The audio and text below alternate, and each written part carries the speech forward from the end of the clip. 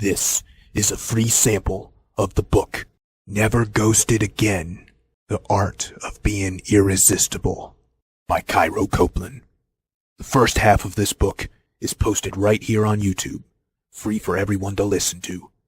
If you like this content and want to hear or read the rest, or want to listen to it free of ads, visit reinventideal.com/ghosted. The book is available on Kindle, paperback, and Audible at reinventideal.com/ghosted. Chapter 12. Life of the Party. Responsibility for his own fun. There are two men at the dance hall. One of them is at first a wallflower, standing on the sidelines, looking at all the beautiful women he'd love to dance with, but he's afraid to ask. Until he sees other random men ask these women to dance and they agree. He decides to follow suit after he gets a little liquid courage in him. He proceeds to ask the ones he likes for a dance, starting with the ones he's least attracted to, hoping to slowly build his confidence up as he progresses to a new level with each try. But this method does not help as he's rejected by every one of them. He goes home without a dance, meeting no one, only to continue drowning in liquor alone. But the other man has a different response. He didn't stand around and wait to make his move. He asked the woman he was attracted to the most for a dance right away, and he was still rejected, but didn't let that stop him. And after he was turned down by all of them, he went right to the dance floor and busted out his best moves all by himself. He may not even know how to dance, probably even made a fool out of himself, but doesn't show a shred of self-consciousness, and is not fazed one bit by the onlookers' laughter. He's having a good time all by himself.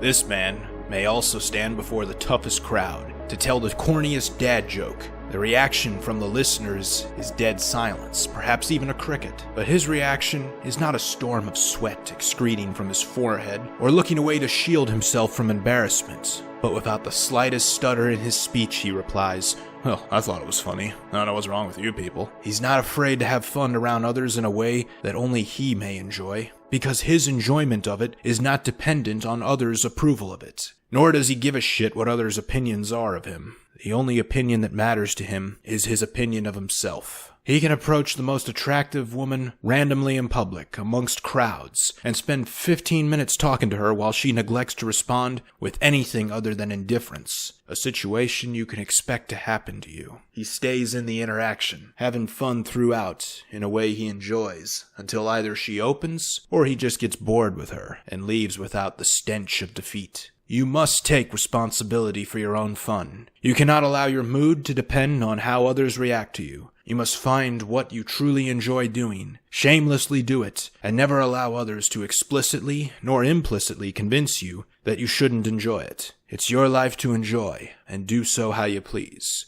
Without doing anything illegal, of course. Most of the time, a guy is afraid to have fun in his own way. He's self-conscious, especially on the dance floor, because he's worried about what everyone else watching is thinking of him. But here's the kicker. Everyone else is worried about what others are thinking of them just as much. Knowing this can give you a superpower. When you're afraid to talk to someone, speak up for yourself, or start dancing, other people probably want to do the same but are afraid to be the first one. Everyone else feels awkward, self-conscious, shy, and out of place. The goal is to be the ray of light that can snap them out of these feelings, to inspire the feeling in them that it's okay to be themselves. They're wonderful just as they are. And best of all, everyone is too busy worrying about themselves to be judging you. Taking responsibility for starting the fun, initiating the first move, and kickstarting the social gathering is a trait that women find irresistible. Women report being frustrated by guys not making moves. They think to themselves, why isn't he doing anything when he could be? Her mindset does not include the option of doing anything herself. Sure, guys normally would feel more comfortable if women made the moves, but in truth, women feel more comfortable if he made all the moves.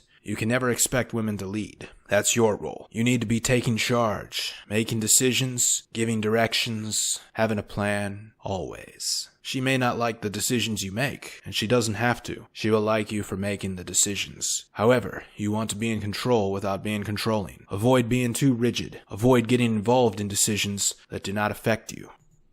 Distinguish joy from pleasure. To be able to create your own fun and ultimately be responsible for it, it's important to differentiate joy from pleasure. It's impossible to have any sort of fun while going through an unpleasant experience, like being flaked on, or your date turned out to be not as into you as you thought she should be. In this case, you were seeking pleasure, which comes from external sources. On the other hand, joy is created internally. Joy is self-generated. You can live life alone, autonomously, and still be happy because your inner joy is something no one can take from you. It is not dependent on other people's actions. It is self-sustaining. Sources of joy can be as simple as realizing what things you find funny, what jokes do the trick for you, and coming up with such jokes all on your own. Joy can come from mere thought, like Jonah has when he works on his horror novels while in the state of flow, and the good ideas just populate his head all on their own. Joy can even come from a simple action one can do all on their own, like dancing to their favorite song, even if it is only playing inside their head. And don't forget, from earlier, gratitude is one practice that can start increasing happiness right away. Pleasure, on the other hand, requires something from the external world. There isn't anything inherently wrong with seeking pleasure.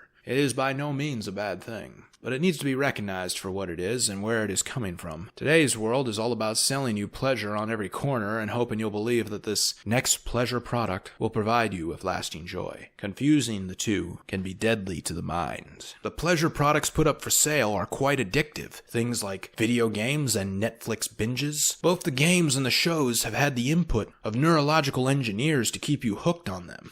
It is in the producers' interests to keep you hooked and never satisfied. Otherwise, you'd stop playing, stop watching, and stop consuming. These things are not bad by themselves. It is only the dosage that makes them deadly. Far more addictive and deadly things are being sold to you. One is explicitly public, and the other is kept completely private. They are social media and pornography. While most guys would not easily admit it, most of them have had long porn viewing binge days where hours were dedicated to just viewing one video after another. While watching porn is becoming more acceptable in today's world, it's still something that they like to keep a secret for fear that it denotes inadequacy or inability to get real sex, so they watch simulated sex. Quite often, the fake sex they watch is better than the real sex they've had.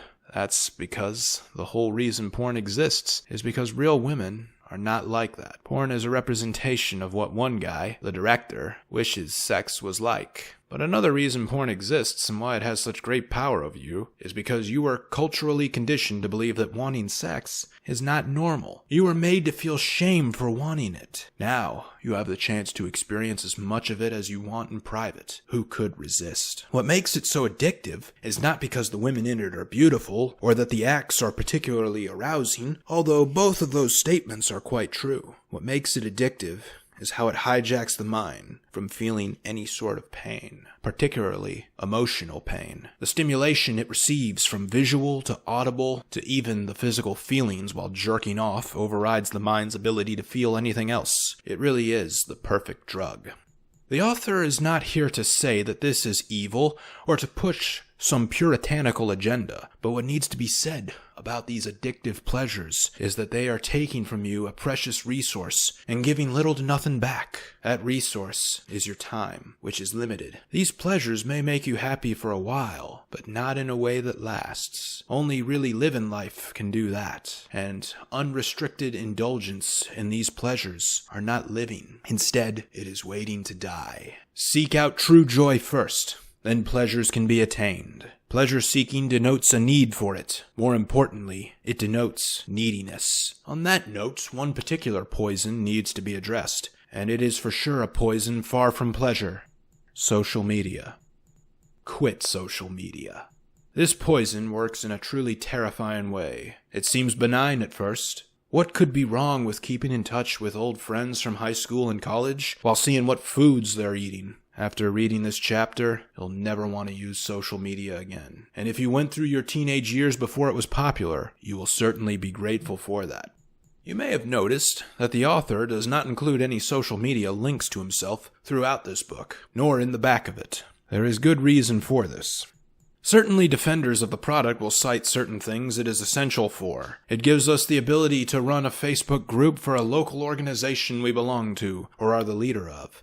The hashtag keeps you updated with the latest movements you support. It can even inform you of what events are occurring in your city. But how much time do you really spend using it for these purposes? Very little.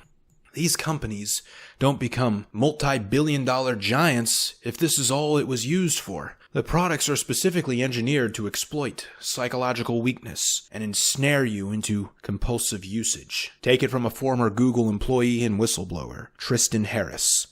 He reveals that a lot of the apps are engineered like a slot machine to make you keep checking it. For example, the like button. This little gizmo was added to create more intermittent reinforcement into Facebook's scrolling and browsing. It has caused people to increase the number of times they check their accounts and profiles. Herein lies the true danger of the device. It heightens your anticipation of something happening. Something that is dependent on others acting instead of taking action to make something happen yourself. The University of Pittsburgh found that the more social media you use, the greater your anxiety. And it's not about the amount of use of it, but rather the fact that it is social judgment in public, a quantitative count of other people's approval. Once that approval is awarded, new reward pathways in the brain are fired up, creating a good feeling. But if those reward pathways are not fired up again, it's like taking drugs away from an addict, and the social media companies purposefully do this. You may have noticed some posts getting more likes than others. That's because they control who and how often your friends see what you post. The point of this control is to make you post more and constantly spend more time on the platform. You have one successful post. The next one is not as successful. So you wonder, am I still relevant to my friends? Do I still matter? This conditioning is toxic to the mind. The effects of this, and the following reasons not to use social media, are absolutely deadly to your aspiration to be irresistible. A. It encourages superficial friendships. Among all of your Facebook friends, how many of them do you find yourself having a deep, meaningful relationship with? Many of the interactions, from a like to a comment, are shallow and carry no weight in the long run of things. It gives a false idea that you know these people because you've seen them in pictures and their posts are supposedly their unfiltered thoughts. But what's forgotten is that it is all careful curation of their lives on display. There's more to them behind the scenes that you're not seeing. Career struggles and marital problems. Your superficial online friendship does not much prepare you to comfort them in such things. B. It can make you more negative. It has become the place now where people let out uncensored rants of their frustrations with life and the world. The news feed has become a show of outraged broadcasters, particularly when it comes to politics and religion. While such topics are not necessarily to be completely avoided throughout all life, seeing these ugly sides of it frequently, as the average Facebook user does, has great power in cultivating negativity. More on this in a bit. C. It kills your ability to live in the moment. Pursuing women and becoming irresistible to them will require a unique ability to yield to the moment. Social media encourages you to capture the moment. How many times have you seen people at concerts or games hold up their phones in an attempt to capture it so it can be shared on Facebook? Instead of enjoying the show, they've become more like reporters on duty. And this bleeds over into every aspect of living. Even a meal must have a picture snapped for later posting in a vain attempt to win approval. How can you be responsible for your own fun when you're being taken out of the moment in which you are having it? The irresistible man needs no such approval and can live in the moment. D. It wastes an enormous amount of time. The average person is spending 2 hours a day on social media. What are they getting from it? A few laughs from a meme, a glance at a sexy picture. This is the any benefit mentality, where even the slightest benefit justifies disproportionate effort. Any business using this mentality is destined to fail. This extra 2 hours back in your life can be spent working on your purpose, getting a good workout in, or learning to dance, which is a vital skill in this pursuit. Further, the constant scrolling to the next interesting thing, the short messaging and status updates inspire an immense drop in your attention span. This will hinder your ability to focus in other areas of your life, such as your purpose. E. It gives potential girls a reason not to date you. We put a lot of information about ourselves on social media, the things we love from movies to music, and we let a lot of our unfiltered thoughts out in the status update. The girls you meet and later add on your social media profiles will stalk your profile. It may seem favorable at first that someone is now paying attention to you, but they will always find something about you that they don't like. More importantly, it kills the fascination created by mystery. They have an unlimited amount of options. They only need one small reason to drop you from that list of options. Also remember, she falls in love with you in her head before she does in real life. If she has no choice but to wonder about you because there's no information on Facebook about you, she spends more time thinking about you. F. It will remind you of your failures. Are you friends with an ex on social media? What goes through your head when you see her post a picture of herself with her new boyfriend? Be honest. Sure, you may say, I'm happy for her, but deep down, you're upset because you're being reminded now of a past failure. It doesn't matter if he appears to be better looking than you or if he appears to be less of a man than you. Either way, it will have a tragic effect on how you value yourself. G. It reinforces the wrong mentality with women. Suppose you do now have a beautiful girlfriend. You're ready to show her off to the world and post pictures of the two of you together. This reignites the behavior of an inferior man who wants to be with a woman more so to be seen with her than to actually be with her. This need for approval bleeds over into other areas of life and creates an overall neediness that will eventually turn her off. Are you using social media, or is it using you? Lastly, social media is a terrible place to meet women. Throw out any ideas in your head about messaging a girl on there in hopes of becoming her boyfriend. The reality of a beautiful woman is that this happens to her 10 times a day. It's like having 10 scam-likely robocalls ringing your phone all day. Every unattractive, desperate man is already doing this to her. They send her a message that says, "Hi, I saw you in my suggested friends list and had to say that you're beautiful. We should hang out sometime." Any inferior man can do that. But the irresistible man has no time for it. Not only is it a waste of time, but the effects it will have on your self-worth are detrimental. Because just as it's easy for any man to make an approach online, it's way easier for her to reject him. Some may even choose to use harsh rejections and post a screenshot of your conversation on her friend's feed to mock you. Can your self-esteem take that kind of hit? It screams out to her, "Look at me! I'm desperate! I can't make anything happen for me in the real world, so I'm turning to Facebook like a loser in hopes of a Hail Mary."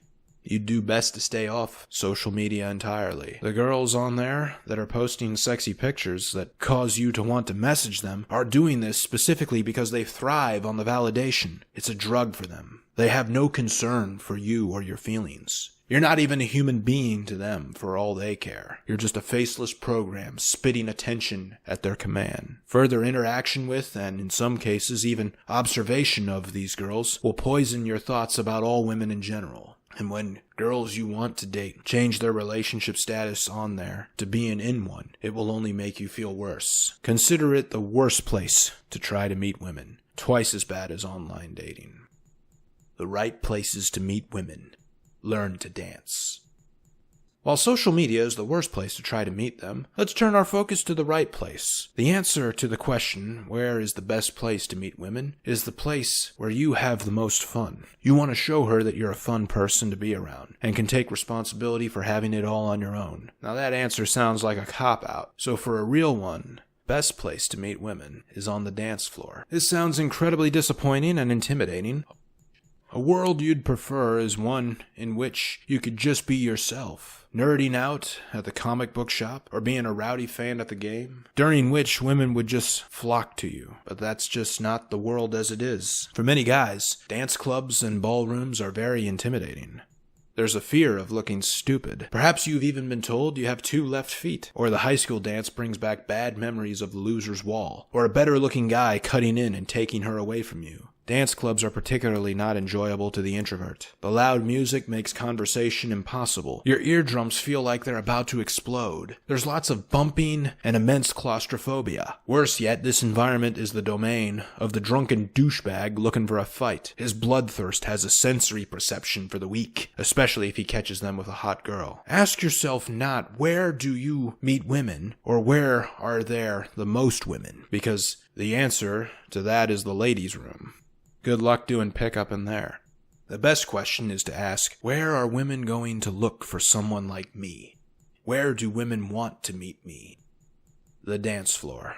You take tremendous risk attempting to dance. If you do it badly, it signals to women that you are a bad partner to mate with. So says science. On a subconscious level, it is telling her that your testosterone is below average and cannot muster up enough to give her babies. This is particularly true of the dancing dad that no one finds attractive, but rather laughs at and to a certain extent feels sorry for. Attraction cannot exist side by side with these feelings. But the irresistible man can dance and dance well. Women find it unbelievably attractive. Not so much because you know what you're doing, but rather because it shows you're a fun-loving person that can navigate through challenges. You can literally think on your feet. When we look at life, a metaphor used for it is that it is often a dance. That's because life is a game with no rules that you're expected to win, but not told how.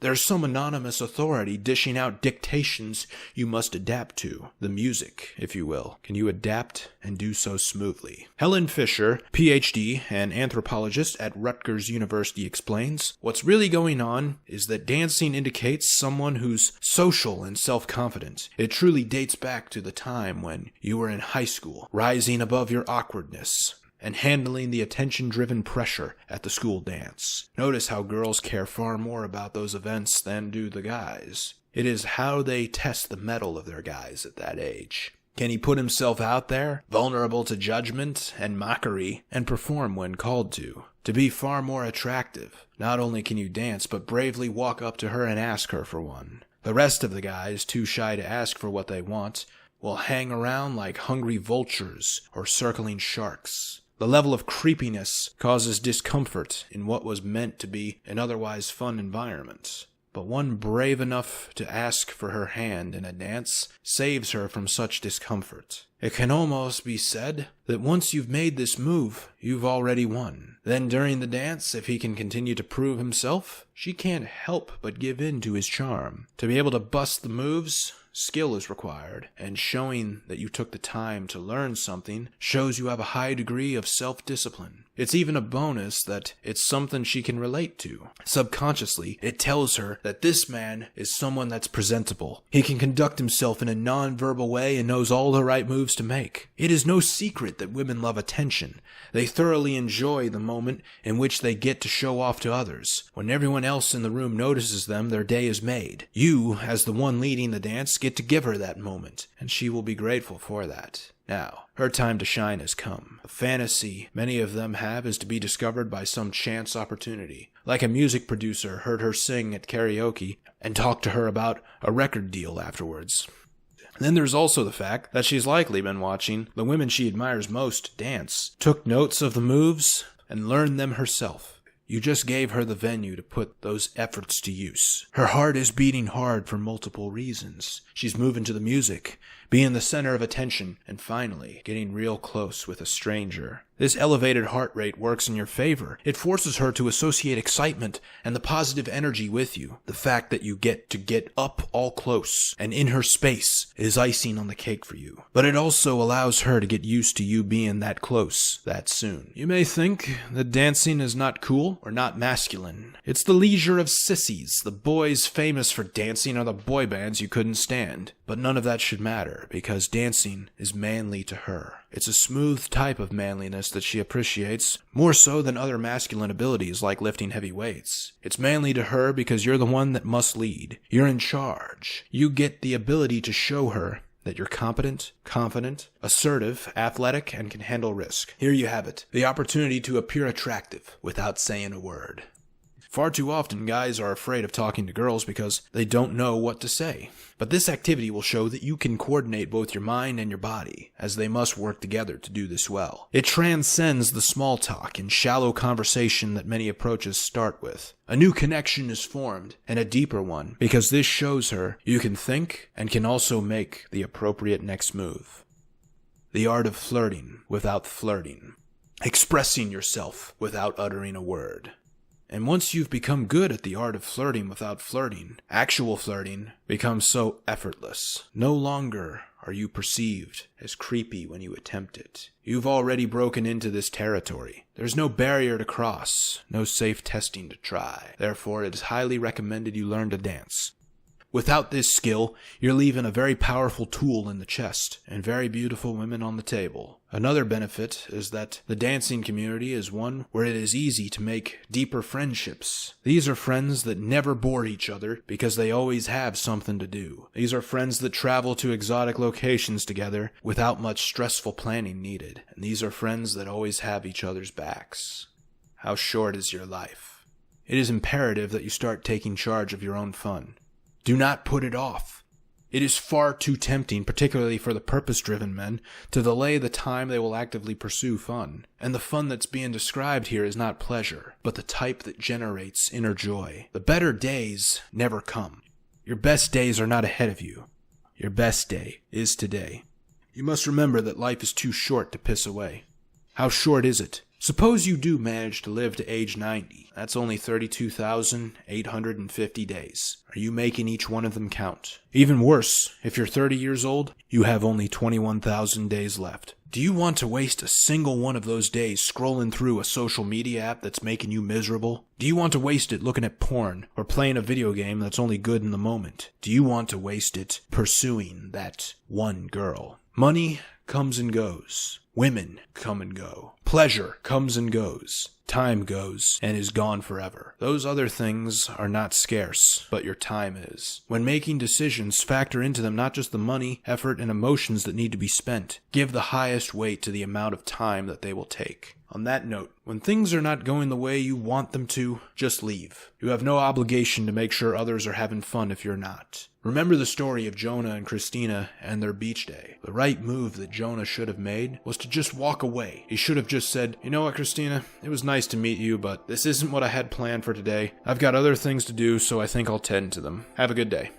When you're on a date and it's starting to go bad, like a conversation at dinner that reveals things about your date that you just can't stand, walk away. Put the money for the meal down on the table, thank her for her time, and then leave. When you show up for a date and the girl is not what her pictures promised her to appear as, walk away. It shows you're a valuable person whose time matters. There is nothing wrong with it or rude about it. What's rude is for someone to waste your time, or for you to waste their time if you really are no longer interested in them. Life is too short. 32,850 days. The irresistible man knows this.